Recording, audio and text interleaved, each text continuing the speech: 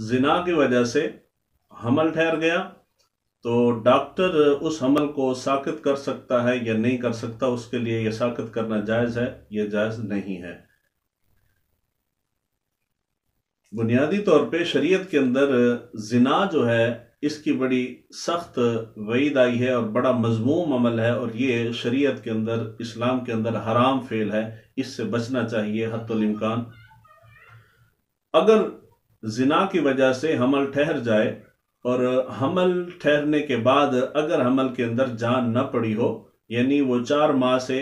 कम की उम्र का हमल हो, तो ऐसी सूरत में हमल ज़ाया करना, डॉक्टर का ये काम करना और उसको ज़ाया कर देना ये जायज़ है। और अगर 4 माह से ऊपर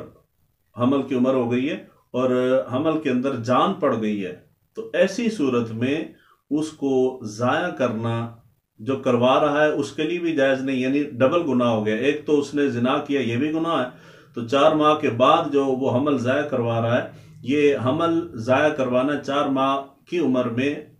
हमल के अंदर रूह फूंक दी जाती है और वो उसके अंदर जान आ जाती है, उस वक़्त हमल ज़ाया करना ये इंसान को कत्ल करने के मुतरादिफ है। तो ये उसने 2 गुनाह किए, एक तो उसने जिना किया, हराम काम किया, दूसरा उसने एक शख्स को कत्ल कर दिया, जीती जागती जान को उसने कत्ल कर दिया, 2 गुनाह किए। और जो डॉक्टर कर रहा है वो डॉक्टर का ये फेल करना और इस किस्म का केस लेना जिसकी उम्र